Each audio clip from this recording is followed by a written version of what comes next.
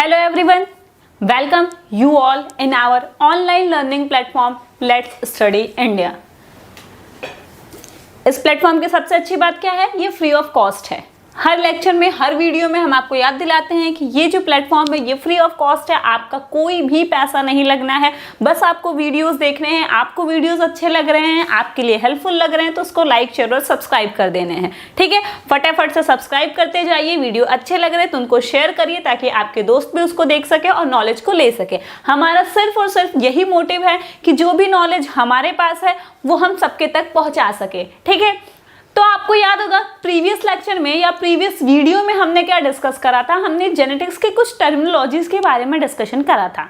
Genetics की जो basic terminologies हैं जो आपको जेनेटिक्स पढ़ने के लिए बार बार आएंगी, तो मैंने उनको बता दिया था डिटेल में, ताकि आपको कोई भी कंफ्यूजन उससे रिलेटेड नहीं हो और आप जब ये चैप्टर आगे पढ़ें या जब ये कॉन्सेप्ट आप आगे लेके जाएं तो आपको ये ना हो कि भाई ये था क्या। डिफरेंट टर्मिनोलॉजीज हमने पढ़ा था, like dominant, recessive, genotype, phenotype, heredity, variation, phenocopy, ये सारे जितने थे हमने प्रीवियस लेक्चर में डिस्कस कर लिया था। आज का जो वीडियो है ये बहुत स्पेशल होने वाला है। क्यों स्पेशल होने वाला है? क्योंकि आज की वीडियो में हम किसी स्पेशल इंसान के बारे में पढ़ेंगे जिनको हम आज फादर ऑफ जेनेटिक्स कहते हैं।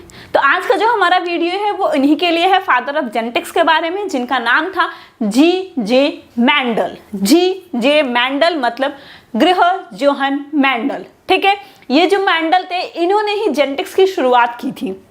जेनेटिक्स की दुनिया में कदम रखने वाले यही वो आदमी हैं। इनकी अच्छी सी एक फोटो आपको यहाँ पर दिख रही होगी, ये मेंडल साहब हैं। इन्होंने ही जेनेटिक्स का स्टार्ट करा था और इसीलिए हम कहते हैं फादर ऑफ मॉडर्न जेनेटिक्स इनको कहते हैं।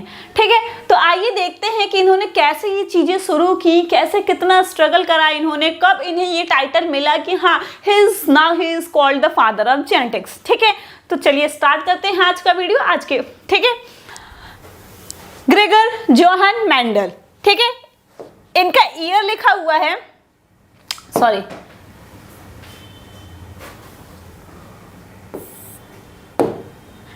ईयर में लिखा हुआ है, आप देख रहे होंगे कि 1822 से 1884। ठीक है, मतलब जो इनका लाइफ स्पैन, मतलब जितने दिन जन्म से लेके मरण तक का ये पूरा है। ठीक है, इनका जन्म कहाँ हुआ था? ऑस्ट्रेलिया में। ऑस्ट्रेलिया का ब्रून नाम का एक शहर था, वहीं पे इनका जन्म हुआ था 22 जुलाई 1822। ठीक है, 1822 में 22 जुलाई को याद करना होगा, तो कैसे 1822 22 जुलाई। ठीक है, 1822 के 22 जुलाई में ऑस्ट्रेलिया के ब्रून नामक शहर में इनका जन्म हुआ था। इनका जन्म ऐसा नहीं कि बहुत हाई क्लास फैमिली में हुआ था। ठीक है, एक बहुत मतलब बहुत ऐसा इकोनॉमिकली बहुत स्ट्रांग नहीं थे, इकोनॉमिकली वीक फैमिली थी। इनके फादर जो थे वो फार्मर थे वहीं पे। और इनकी मृत्यु कब हुई थी? 6 जनवरी 1884। ठीक है, कब? 1822 में जन्म लिया था इन्होंने और 1884 में इनकी मृत्यु हो गई थी। ठीक है, इनके फादर की हम बात करें तो इनके फादर एक किसान थे। इनके पापा एक किसान थे और वो क्या करते थे ना, किसान थे तो खेती करेंगे ही, और ये क्या करते थे बचपन में अपने फादर की हेल्प कराने के चक्कर में वो भी खेतों में जाते थे, उनकी हेल्प कराते थे और यहीं से इनका इंटरेस्ट आया फार्मिंग में। ठीक है, यहीं से फार्मिंग में इनका इंटरेस्ट आना स्टार्ट हुआ, यहीं से ये भी फार्मिंग की तरफ अट्रैक्ट होना स्टार्ट किए और उसी का रिजल्ट है कि आज हम जेनेटिक्स पढ़ रहे हैं। ठीक है, फिर क्या हुआ, इन्होंने मतलब हमें बताया कि बहुत ऐसा नहीं कि बहुत ऊंचे घर से बिलोंग करते थे, इकोनॉमिकल कंडीशन बहुत स्ट्रांग थी, नहीं। तो ये क्या कि एक टाइम के बाद ऑस्ट्रेलिया में ही एक जगह मॉन्क मतलब साधु की तरफ एक चर्च था, उस चर्च में ये एज अ प्रिस्ट काम करने लगे। ठीक, चर्च के पीछे ना बहुत खाली जमीन थी, बहुत ज़्यादा जगह था, तो ये वहाँ पे क्या करते थे, खेती करना स्टार्ट किया। और इन्होंने खेती किस चीज़ की? पी प्लांट की, जिसको हम क्या कहते हैं? Pisum sativum.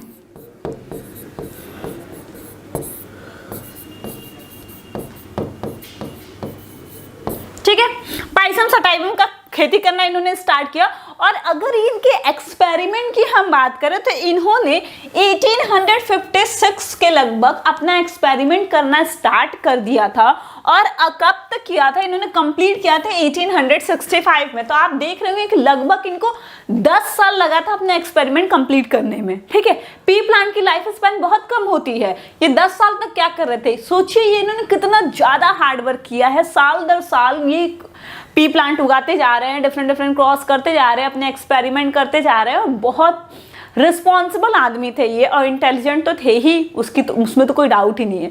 ठीक है, ये क्या करते थे, डिफरेंट डिफरेंट क्रॉस कराते थे, डिफरेंट डिफरेंट एक्सपेरिमेंट कराते थे, उसके रिजल्ट्स को, उसके ऑब्जर्वेशन को नोट करते थे। उस जो भी नोट करके वो रखे रहते थे, चीज़ों को एकदम बढ़िया से रखते थे ताकि वो खराब ना हो। ठीक है, तो लगभग 10 साल तक इन्होंने एक्सपेरिमेंट लगातार किया था। और पी प्लांट पे ऐसा नहीं कि डायरेक्ट इन्होंने पी प्लांट पे ही एक्सपेरिमेंट करा था। ये जो मेंडल साहब थे, ये कुछ टाइम तक चूहों पे, फिर ऐसे ऐसे अलग अलग चीज़ों पे भी इन्होंने एक्सपेरिमेंट करा था। बट इनके चर्च के जो मेन, मतलब हर जगह के होते हैं ना, जो वहाँ के मेन फादर थे, उनको ये चीज़ें पसंद नहीं आई थी कि हाँ जानवरों को मारो या जानवरों पे एक्सपेरिमेंट करो, वो उनको पसंद नहीं आए। इसकी वजह से फिर उन्होंने सोचा कि किस पे करे, तो इनको सबसे सिंपल पी प्लांट ही लगा। क्यों पी प्लांट को ही इन्होंने सेलेक्ट किया, अभी हम इसको भी देखेंगे। ठीक है, तो इसको भी देखेंगे, अभी बस ये देख लेते हैं। फिर क्या हुआ कि इन्होंने जो भी था लगभग 28,000 पी प्लांट पे, 28,000 पी प्लांट पे इन्होंने लगभग एक्सपेरिमेंट किया है। और ये एक्सपेरिमेंट करके इन्होंने क्या हमें दिया था, conclude that plants of spring retain traits of parent. मतलब प्लांट की जो ऑफ स्प्रिंग आती है वो, उसमें क्या होता है, पेरेंट्स के कैरेक्टर रिटेन होते हैं। ठीक है, 10 साल तक लगभग इन्होंने एक्सपेरिमेंट किया और कितना, 28,000 पी प्लांट पे एक्सपेरिमेंट किया। और एक्सपेरिमेंट करके कंक्लूड क्या करा इन्होंने कि जो भी ऑफ स्प्रिंग आ रही है, जो प्रोजेनी आ रही है, मतलब जो नए बच्चे आ रहे हैं, वो क्या कर रहे हैं, प्लांट्स के कैरेक्टर या उनके ट्रेड्स को अपने अंदर रखे रह रहे, डिटेन किए हुए हैं। प्लांट में जो कैरेक्टर है वो प्रोजेनी में भी देखने को मिल रहा है। ठीक है, फिर और इन्होंने क्या पढ़ा इसके बाद, studied the inheritance of trade in P plant. उसके बाद ठीक है, एक बताया उन्होंने कंक्लूजन कि वो रिटेन किए हुए हो रहे हैं, लेकिन वो रिटेंशन हो कैसे रहा है, मतलब कैसे चीजें इनहेरिट हो रही हैं पेरेंट्स से ऑफ स्प्रिंग में, इस चीज के बारे में भी इन्होंने हमें बताया। ठीक, उसके बाद क्या हुआ था कि मेंडल जब ये सारे काम करें, 10 साल तक भाई उन्होंने एक्सपेरिमेंट करा, अपने हर डाटा को वो बढ़िया से रखते थे, नोट डाउन करते थे उसको। फिर क्या हुआ कि अब टाइम आ गया था कि ये अपने काम को पब्लिश करें, लोगों के बीच में आए कि हाँ मैंने ये काम करा है। जैसे हम लोग क्या करते हैं, हमें कोई भी काम हमें करना होता है तो पहले हम काम कर लेते हैं। ठीक, काम कर लेते हैं तो फिर हमें ये भी तो होता है कि भाई हमने इतना अच्छा काम किया, अब हमको सबको दिखाना है, नाम कमाना है। मेंडल साहब ने भी काम कर लिया, सारे ऑब्जर्वेशन ले लिए, रिजल्ट्स को नोट डाउन कर लिया, कंक्लूजन निकाल लिया, सब कुछ कर लिया, इतना मेहनत कर लिया। अब टाइम था दुनिया के सामने अपनी जगह बनाने की। ठीक है, तो इन्होंने क्या किया, इन्होंने जो भी काम करा था उसको इन्होंने पब्लिश करा in a paper, experiment on plant hybridisation. ठीक है, एक्सपेरिमेंट ऑफ प्लांट हाइब्रिडाइजेशन नाम का पेपर उसमें उन्होंने पब्लिश किया in the 4th volume of journal proceeding of natural science society of Brunn. मैंने कहा ना, ऑस्ट्रेलिया की ब्रून नामक जगह पे ये इनका जन्म हुआ था। ठीक है, तो वहां का एक जर्नल था जिसका नाम था proceeding of natural science society of Brunn. इसी में इन्होंने अपने वर्क को पब्लिश करा, किस नाम से, एक्सपेरिमेंट ऑन प्लांट हाइब्रिडाइजेशन। ठीक है, इन्होंने अपने वर्क, मतलब अपना जो पेपर पब्लिश करा, उस पेपर का नाम क्या रखा था, पेपर का नाम था एक्सपेरिमेंट ऑन प्लांट हाइब्रिडाइजेशन। और किस जर्नल में पब्लिश करा था, proceeding of natural science society of Brunn. कब किया था, 1866 में। आप देखें, अभी इसके पहले वाले हमने देखा कि 1865 तक अप्रॉक्स इन्होंने अपने एक्सपेरिमेंट को कंप्लीट कर लिया और नेक्स्ट ईयर इन्होंने क्या किया, पब्लिश करा। ठीक, उसके बाद क्या हुआ, Unfortunately, his work was not appreciated that time. क्या हुआ कि उस टाइम इनके काम को अप्रिशिएट नहीं किया गया। बहुत बढ़िया काम किए थे इन्होंने, मतलब ब्रिलियंट तो थे ही और काम भी इन्होंने बहुत अच्छा किया था, लेकिन उसके बाद भी हम कहते हैं ना, ज़रूरी नहीं है कि हमारा हार्डवर्क करना ज़रूरी है। हार्डवर्क आज के टाइम में हार्डवर्क के साथ आपको स्मार्ट वर्क करना बहुत ज़रूरी है। हार्डवर्क तो हम कर लेते हैं, बट अगर हम उसमें स्मार्ट वर्क नहीं डाल रहे हैं तो कहीं ना कहीं हमें उस हार्डवर्क का रिजल्ट नहीं मिल पाता है। ठीक है, इन्होंने बहुत हार्ड वर्क किया बट फिर भी इनको सक्सेस नहीं मिला। उस टाइम तो नहीं ही मिला, आज तो बहुत मिला है, बट उस टाइम नहीं मिला। क्यों नहीं मिला ये भी हम आगे डिस्कस करेंगे। ठीक है, then after 16 year of his death, फिर उनकी मृत्यु हो गई। उनके मरने के 16 साल बाद इनको इनके काम का रिजल्ट मिला। ठीक है, मर गया, काम किया बंदा, मर भी गया, कोई गिनती नहीं है कहीं नहीं कि उसने कुछ करा भी है। लेकिन 16 साल बाद क्या हुआ, 1900 में इनके जो पोस्टुलेट थे वो रीडिस्कवर्ड किए गए, मतलब उसको दोबारा से डिस्कवर्ड किए गए बाय 3 साइंटिस्ट। 3 साइंटिस्ट आए 1900 में, उन्होंने कुछ एक्सपेरिमेंट करा। ठीक है, और मजे की बात ये थी ना कि वो तीनों ने प्लानिंग नहीं करा था कि हम इसी चीज पे एक्सपेरिमेंट करेंगे ना। वो तीनों एक दूसरे से कहीं से भी कनेक्टेड थे, तीनों, कोई उस कोना का, कोई उस कोना का, कोई उस कोना का था, कोई एक दूसरे से ना तो कनेक्टेड था। लेकिन मजे की बात देखिए, तीनों उसी चीज पे एक्सपेरिमेंट कर रहे हैं जो मेंडल पहले कर चुके हैं। ठीक है, और सेम टाइम पे कर रहे हैं। वो 3 साइंटिस्ट कौन कौन थे? कार्ल कोरेन। कार्ल कोरेन कहाँ के थे? हॉलैंड के थे। कहाँ के थे? हॉलैंड के। और इन्होंने एक्सपेरिमेंट किस पे किया था? मेज पे। एक साइंटिस्ट हमारे कार्ल कोरेन जो हॉलैंड के थे, और उन्होंने एक्सपेरिमेंट किया किस पे था? मेज प्लांट पे किया था। ठीक है, इन्होंने क्या किया था? Modified Mendel's 2 law, that is law of segregation and law of independent assortment. हमने कहा कि मेंडल ने एक्सपेरिमेंट किया तो मेंडल ने 3 लॉ दिया था। वो तीनों लॉ क्या थे और डिटेल में हम उनको पढ़ेंगे। अभी बस नाम के तौर पर इतना जान लीजिए कि उसमें से जो मेंडल के 2 लॉ थे, लॉ ऑफ इंडिपेंडेंट असॉर्टमेंट और लॉ ऑफ सेग्रीगेशन, इसको कार्ल कोरेन ने डिस्कवर किया, मतलब रीडिस्कवर किया। ठीक, और मॉडिफाइड किया। फिर दूसरे थे ह्यूगो डी वैरिस। ये कहाँ के थे? जर्मनी के थे। ये हॉलैंड के, ये जर्मनी के। इन्होंने किस पे एक्सपेरिमेंट किया? एवनिंग प्राइम रोज पे।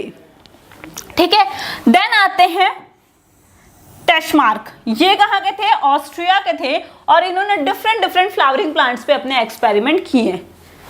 एक हॉलैंड से है, दूसरा जर्मनी से है, तीसरा ऑस्ट्रेलिया से है। देख रहे हैं ना, तो कोई एक जगह का, लेकिन इसको कोइंसिडेंस कहिए। क्या हुआ था? सेम टाइम पे ये लोग कर रहे थे, और जब इन लोगों ने किया ना एक्सपेरिमेंट, तो उनकी तरह ये लोग भी जब एक्सपेरिमेंट कर लिए तो पब्लिश होने की बात आती, तो इनको पता चला कि नहीं, ये काम जो हम आज कर रहे हैं, जब चीज़ें इतनी एडवांस हो चुकी हैं, टेक्नोलॉजीज इतनी डेवलप हो गई हैं, तब जो काम हम आज कर रहे हैं वो तो आज से न जाने 30 साल पहले ही, 30-35 साल पहले ही किसी ने कर दिया है। तो वो कितना ब्रिलियंट बंदा रहा होगा। ठीक है, इसीलिए यहीं से क्या हुआ, मेंडल को एप्रिशिएशन मिलना स्टार्ट हुआ, और यहीं से फिर उसके बाद चीज़ों को देखा गया, मेंडल की चीज़ों को निकलवाई गई, उसको देखा गया, पढ़ा गया अच्छे से, तो पता चला कि हाँ, यही सारे काम तो वो बंदा पहले करके जा चुका है। और मेंडल को यहाँ से एक टाइटल मिल जाता है कि फादर ऑफ जेनेटिक्स कौन रहेंगे? वो मेंडल रहेंगे। और इन लोगों ने क्या किया है? इन लोगों ने मेंडल के एक्सपेरिमेंट को रीडिस्कवर किया है, या हम ये कह सकते हैं कि मेंडल को उनका हक दिलाने वाले कौन हैं? वो ये 3 साइंटिस्ट हैं, Carl Correns, Hugo de Vries and Erich von Tschermak. ठीक है, ये लोग कौन हैं? देखिए, ये ह्यूगो डी वैरिस, ये ह्यूगो डी वैरिस हैं, कार्ल कोरेन्स और टेस्मार्क, यही तीनों लोग हैं जो मेंडल के थ्योरीज को रीडिस्कवर किए थे। ओके, अब हमने कहा कि मेंडल के काम को एप्रिसिएट नहीं किया गया था, तो क्यों मेंडल के काम को लगभग 30 से 34 साल या 35 साल तक एप्रिसिएशन नहीं मिला था? क्या क्या रीजंस थे? सोचिए जरा अपने दिमाग से कि क्या क्या रीजंस हो सकते हैं। आज के टाइम में क्या है, या आज के टाइम छोड़िए, जब 1900 में वो 3 साइंटिस्ट आए, तब के टाइम में क्या था? टेक्नोलॉजीज डेवलप हो गई थी, लोगों के बीच में कम्युनिकेशन करने के आइडियाज आ गए थे, कम्युनिकेशन करने के गैजेट्स आ गए थे डिफरेंट। लोगों का पहले के टाइम में कम्युनिकेशन करना ईजी हो गया था।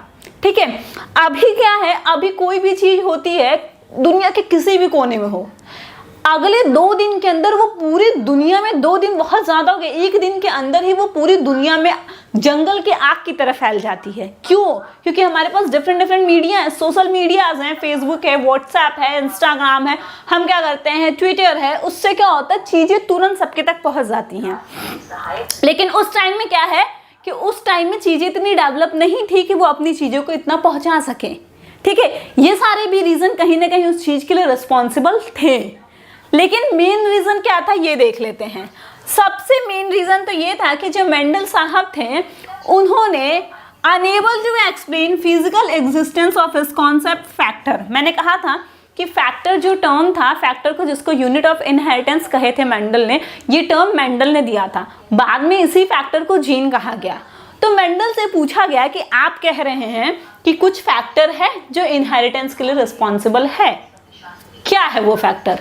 अरे कुछ तो होगा, उसका नाम बताइए। तो मेंडल नहीं बता पाए थे क्योंकि उन्हें खुद नहीं पता था।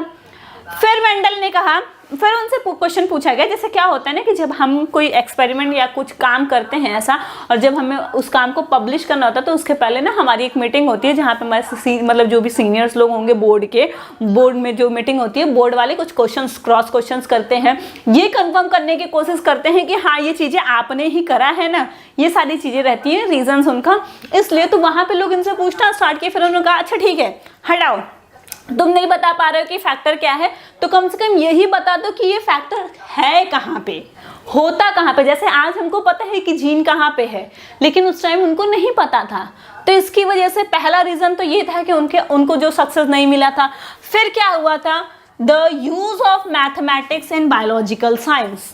लोगों का कहना था अच्छा बेवकूफ़ बना रहे हो, कह रहे हो कि बायो में एक्सपेरिमेंट कर रहे हो, उसमें मैथ घुसाए पड़े हो, मैथ पढ़ाए पड़े हो, तो तुम बेवकूफ़ बना रहे हो।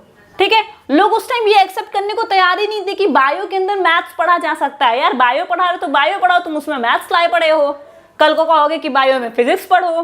तो ये भी एक दूसरा रीजन था कि मेंडल ने क्या किया था, मैथमेटिक्स का यूज करा था बायोलॉजी में, इसलिए उनको सक्सेस नहीं मिला था उस टाइम।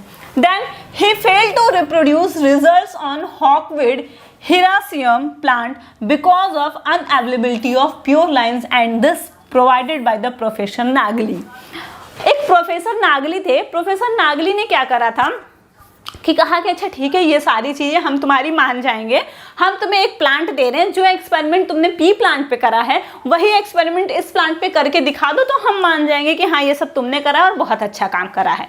ठीक है, तो प्रोफेसर नागली ने उनको कौन सा प्लांट दिया था, हिराशियम, जिसको हम क्या कहते हैं, हॉकवीड।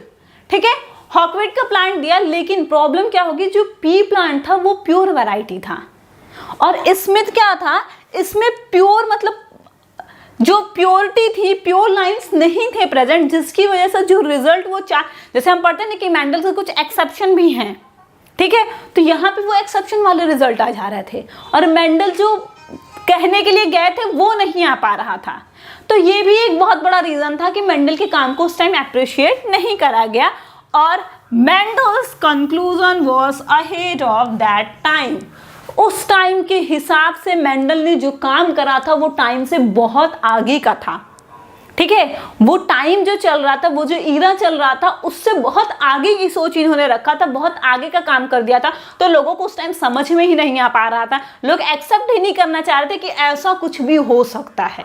तो ये सारे डिफरेंट रीजंस हैं जिसकी वजह से मेंडल को जीते जी सक्सेस नहीं मिला। उनके मरने के 16 साल बाद 3 साइंटिस्ट आते हैं, कार्ल कोरन्स, ह्यूगो डिवेरिस और टशमार्क।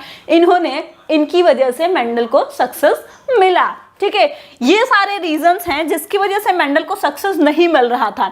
लेकिन फिर मेंडल को सक्सेस मिला, उसके क्या क्या रीजन थे। ठीक है, फिर मेंडल को जो सक्सेस मिला उसके क्या क्या रीजन थे, अब वो देख लेते हैं। सबसे बड़ी बात कि मेंडल बहुत चालाक थे भाई, इतना ब्रिलियंट बंदा था, दिमाग यूज करेगा ही ना। वो क्या किए थे, जो पी प्लांट लिया था उन्होंने, उसमें इन्होंने प्योर वैरायटी रखा था। Mendel selected only pure breeding varieties of P, सिर्फ वही वैरायटीज लिया था उन्होंने जिसमें प्योर ब्रीडिंग हो पा रही थी। ठीक है, प्योर ब्रीडिंग क्यों भैया, क्यों, क्योंकि कंफ्यूजन नहीं चाहते थे। वो इतना तो नहीं था ना, इतनी डेवलप माइक्रोस्कोप है, ये है, प्ला है, नेट है, ये वो नहीं थी। ठीक ठीक है। तो वो बंदा ऐसा काम करना चाहता था कि ज्यादा कंफ्यूजन वाला काम ही ना हो, तो उन्होंने क्या किया था, प्योर वैरायटी लिया था। ये उनके सक्सेस होने का एक बहुत बड़ा रीजन है। अगर वो प्योर वैरायटी नहीं लेते, हेटेरोजाइगस कंडीशन ले लेते कुछ भी, तो उनको कंफ्यूजन ज्यादा होता। ठीक है, ये एक बड़ा रीजन था। दूसरा क्या था, Mendel studied only 1 or 2 characters at a time. अब क्या हो कि मान लीजिए कभी कभी क्या होता है हम लोग के साथ, दाल बना है, रोटी बनी है, चावल, दाल रोटी चावल सब्जी, गए मस्त से खा लिया। अब पता चले भैया दाल बनी है, फिर फ्राइड दाल बनी है, फिर आलू की सब्जी है, फिर गोभी की सब्जी है, फिर बैगन की सब्जी है, फिर फला की सब्जी है, पनीर की सब्जी है, इसकी सब्जी उसकी सब्जी। अब कंफ्यूज कौन सा खाएं, होता है ना, कौन सा खाएं। जब हमारे पास रिसोर्सेज या ऑप्शंस ज़्यादा होते हैं तो कंफ्यूजन ज़्यादा होता है, और मेंडल ये चीज़ें नहीं चाहते थे। वो नहीं चाहते थे कि कंफ्यूजन हो, इसलिए वो बहुत स्मार्टली एक बार में 1 या 2 कैरेक्टर्स को लेके ही स्टडी करते थे। अगर वही वो ढेर सारे कैरेक्टर्स को एक बार में लेके स्टडी करते तो चीज़ें हौच पौच हो जाती, खिचड़ी बन जाता। ठीक है, कंक्लूजन जो चाहिए था वो नहीं निकल पाता। इसलिए मेंडल क्या कर रहे थे, एक बार में 1 या 2 कैरेक्टर्स को ही लेके स्टडी कर रहे थे। He did not consider those states which show linkage or incomplete dominant। ठीक है, वो ऐसे कैरेक्टर को लिए ही नहीं जो लिंकेज या इनकम्प्लीट डोमिनेंस शो करे। क्यों? क्योंकि वो क्या करता, इनकम्प्लीट डोमिनेंस को हम कहते हैं ना डेविएशन ऑफ मेंडल्स। वो क्या करता, कंफ्यूजन क्रिएट करता है भाई, इसलिए वो ऐसे चीजों को ले ही नहीं रहे थे जो कंफ्यूजन उनको चाहिए ही नहीं था, बहुत क्लियर थे वो, इसलिए वो इनको कंसीडर नहीं कर रहे थे। He studied inheritance of character for many generation। सबसे बड़ा सक्सेस का रीजन ये है कि उनके अंदर इतना पेशेंस था। हमारे जैसे लोग या हम लोग आज के टाइम में क्या, हमारे पास पेशेंस नहीं है, हमारे पास टाइम नहीं, हमको भागना है। लेकिन नहीं, कछुए खरगोश की कहानी सुने होंगे ना, धीरे धीरे खरगोश चलता है फिर भी रेस जीत जाता है। Slow and steady wins the race. ठीक है, तो मेंडल क्या किए, ऐसा नहीं है कि एक बार क्रॉस कराया जो रिजल्ट आया ठीक है मान लिया, यही नहीं, उस क्रॉस को बार बार कई जनरेशन टू जनरेशन करा के वो एकदम कंफर्म हो जाते थे। कोई कंफ्यूजन का चांस ही नहीं छोड़ते थे कि कोई कह दे कि हाँ कुछ ऐसा हुआ, मतलब कोई गड़बड़ी है कहीं से, क्योंकि वो इतनी बार चीजों को रिपीटेड मोड पे कर देते थे कि कंफ्यूजन का चांस ही नहीं होता था। ठीक है, उसके बाद जो कंक्लूजन आता था वही वो कंसीडर करते थे। ठीक, then he kept all those record with him. ऐसा नहीं है कि बंदे ने क्रॉस करा, नहीं आया फेंको यार, आ रहा है अच्छा ठीक है रख दो अभी ले लेंगे, नहीं। ठीक है, वो चीज़ों को बहुत सिक्योरली अपने पास रखते थे। ये भी तो मान लीजिए उन्होंने एक्सपेरिमेंट किया होता और बाद में उनके रिकॉर्ड्स ही नहीं मिलते तो क्या होता। आज हम कहते हैं कि फादर ऑफ जेनेटिक्स मेंडल है, नहीं कहते ना। रिकॉर्ड क्या है, साइंस हमेशा प्रूफ मांगती है, तो वो उन चीज़ों को बहुत प्रिसाइज वे में एकदम अच्छे से रखते थे। ठीक है, then he use statistical method to analyse result. अब आप लोग कहेंगे कि मैम आप मतलब जो उनको सक्सेस नहीं मिला था उसके रीजन में भी आपने यही बताया कि उन्होंने मैथमेटिक्स यूज कर दिया था जो सक्सेस मिला उसमें। तो देखो ये मैथ्स के ही बंदे थे, ये बायो के नहीं थे, ये थे एक्चुअली फिजिक्स वाले ही बंदे थे ये। तो इन्होंने स्टैटिक्स का यूज किया बायोलॉजी में चीज़ों को कैलकुलेट करने के लिए। जो हम मेंडल के डिफरेंट क्रॉस पढ़ते हैं, क्रॉस का जो रेशियोज वगैरह है वो कैलकुलेट करने के लिए स्टैट्स का इन्होंने यूज करा, और ये सारे रीजन थे जिसकी वजह से बाद में मेंडल को सक्सेस मिला। अब हमने एक चीज पढ़ा था कि मेंडल ने पी प्लांट को ही क्यों सेलेक्ट किया था एक्सपेरिमेंट करने के लिए। ठीक है, क्यों सेलेक्ट किया था मेंडल ने पी प्लांट को ही एक्सपेरिमेंट करने के लिए, ये भी हम देख लेते हैं। ये देखिए इसमें क्या है, पी प्लांट जो होता है annual plant with short life cycle approx 2 to 3 month. P plant जो होता है एक एनुअल प्लांट होता है जिसकी लाइफ साइकिल बहुत शॉर्ट होती है। अब सोचिए अगर मेंडल कोई ऐसा प्लांट ले लेते जिसकी लाइफ साइकिल, इमली हो गया, आम हो गया, अगर ये सब कुछ ले लेते जिसकी लाइफ साइकिल बहुत लंबी होती है तो कितना, जैसे मान लो वो 1 साल मतलब 2 साल में, 3 साल में, 10 साल में जो इतनी बार वो एक्सपेरिमेंट कर पाए, वो तो मान लीजिए अगर आम लेते तो 5 साल, 2 ही साल। ठीक है, तो वो 1 ही 2 बार एक्सपेरिमेंट, तो इसलिए उन्होंने सोचा कि ऐसी चीजें हम लें जिसका लाइफ साइकिल छोटा हो ताकि हम पूरा उसके बर्थ से लेके डेथ तक की चीजें जो है वो कई बार हम ऑब्जर्व कर सकते हैं। इसलिए उन्होंने ऐसे प्लांट का सिलेक्शन किया और उसके लिए बेस्ट था पी प्लांट। ठीक है, then pea plant is herbaceous and non spacious. ऐसा नहीं कि पी प्लांट लगाने के लिए बिगहा भर जमीन चाहिए तभी लगा पाएंगे मटर की खेती, नहीं, कम जगह में भी वो लगा सकते थे उसको। ठीक है, इसलिए कम जगह में भी हम पी प्लांट को कल्टीवेट कर सकते हैं, इसलिए उन्होंने पी प्लांट को लिया। The flower of pea plant is easily emasculated to prevent self pollination। मतलब क्या हो रहा है कि जब उनको क्रॉस कराना था तो सेल्फ पॉलिनेशन नहीं हो, जब वो चाहते थे कि क्रॉस पॉलिनेशन हो तो इजीली उसको इमेस्कुलेट भी कर सकते थे, जैसे मतलब इंटेंशनली उसको यूज कर सकते थे, जब चाहे सेल्फ क्रॉस करा लिया, जब चाहे क्रॉस करा लिया, ठीक है। तो ये भी रीजन था। इमेस्कुलेशन क्या होता है? रिमूवल ऑफ एंथर और स्टैमेन, उसका रिमूवल कर देना, ठीक है।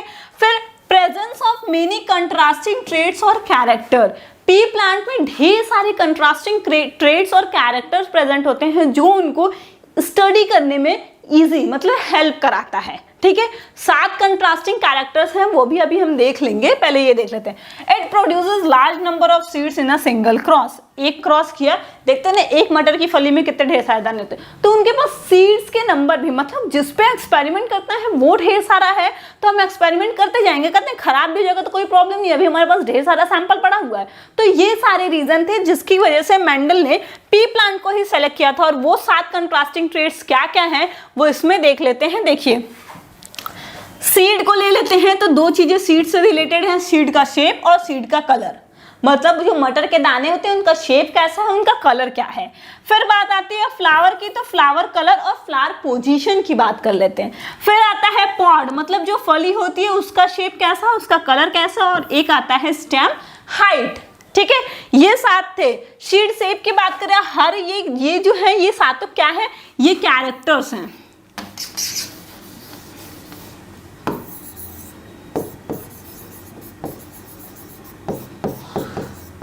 ये क्या है, ये कैरेक्टर्स हैं। अब इनके ट्रेट्स क्या होंगे, ये डोमिनेंट ट्रेट और रेसेसिव, 2 टाइप के, हर कैरेक्टर के 2 ट्रेट होंगे, एक डोमिनेंट और एक रेसेसिव। सीड शेप की बात करें तो या तो सीड एकदम राउंड गोला गोला सुंदर सुंदर होगा, या रिंकल थोड़ा सा पिचका पिचका सा, ठीक है।